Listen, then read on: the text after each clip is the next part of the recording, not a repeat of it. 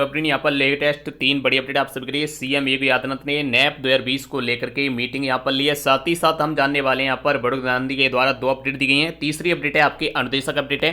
तीनों अपडेट जानने के लिए वीडियो को लास्ट तक देखिए, अपने साथ शेयर कर दिए। चैनल पे पहली बार आए, चैनल को सब्सक्राइब भी कर लें, जिससे आपको सारी सही और सटीक अपडेट मिलती रहे।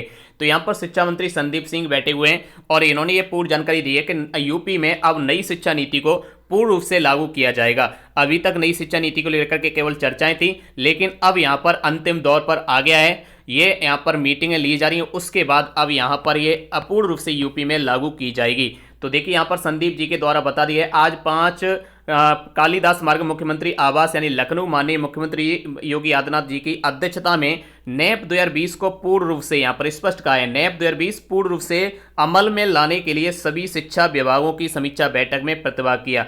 तो ये शिक्षा विभाग में सभी विभागों में इसे पूर्ण रूप से लागू किया जाए, इसके लिए ये बैठक ली गई है। तो यहां पर संदीप जी भी मौजूद रहे हैं और सीएम योगी आदित्यनाथ भी मौजूद रहे हैं। तो यानी अब सभी को इंतजार था कि नई शिक्षा नीति लागू कब से होगी, तो वो बस समय आने वाला है, बहुत ही जल्दी अब ये पूर्ण रूप लेने वाली है, जिससे यहां पर सारी चीजें स्पष्ट हो जाएंगी कि शिक्षा मित्रों को कहां पर क्या व्यवस्था मिलेगी इसके तहत। क्योंकि अब यहां पर यह बैठक होने के बाद और 1-2 बैठक और होंगी, उसके बाद पूर्ण रूप से लागू कर दिया जाएगा। वहीं देखा जाए तो यहां पर बड़ौदा गांधी ने कहा है कि शराब, पेट्रोल, डीजल आदि पर जीएसटी क्यों नहीं लगाया जा रहा, जबकि दूध, आटा, दाल, चावल जैसी वस्तु पर जीएसटी लागू हो चुका है। अगर इस टैक्स प्रणाली का सारा बोझ आम जनता ही वहन करेगी तो इसे लाने का मूल उद्देश्य ही पीछे छूट जाएगा।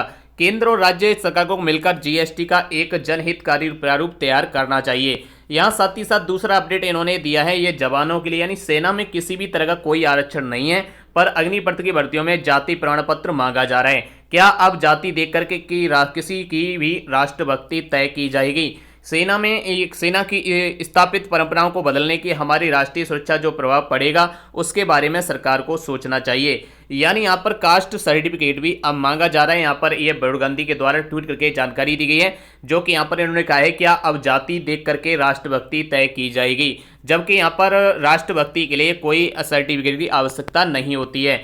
तो यहाँ पर देखा जाए अनुदेशक को लेकर के है, बच्चों को पढ़ाने के बाद पकौड़े बेच रहे हैं अनुदेशक। यहाँ देखिए इनका जो 9,000 में मानदेय इस महंगाई में मानदेय कम है और ये 9,000 भी 2 महीने से हुआ है, तो इस 7,000 ही मिलता था, तो 7,000 में परिवार कैसे पल सकता है ये सभी जानते हैं। तो इसलिए इनको पकौड़े भी बेचने पड़ रहे हैं। पहले सुबह बच्चों को पढ़ाने जाते हैं, वहीं देखिए ये शटरिंग का काम कर रहे हैं, पहले पढ़ाने जाते हैं। वहीं इसके अलावा आप देखेंगे तो ये यहाँ पर शिक्षा मित्र बहन है जो कि यहाँ पर ये रिक्शा चला रही हैं। अब 9,000 में घर का खर्चा कैसे चलेगा, वो भी 1,75,000 का रिक्शा लिया है, वो भी लोन लिया है, 1 लाख रुपए का इन्होंने लोन लिया है और उसके बाद ये रिक्शा लिया है और पहले पढ़ाने जाती हैं, उसके बाद यहाँ पर देख सकते हैं फिर ये रिक्शा चलाने का काम करती हैं।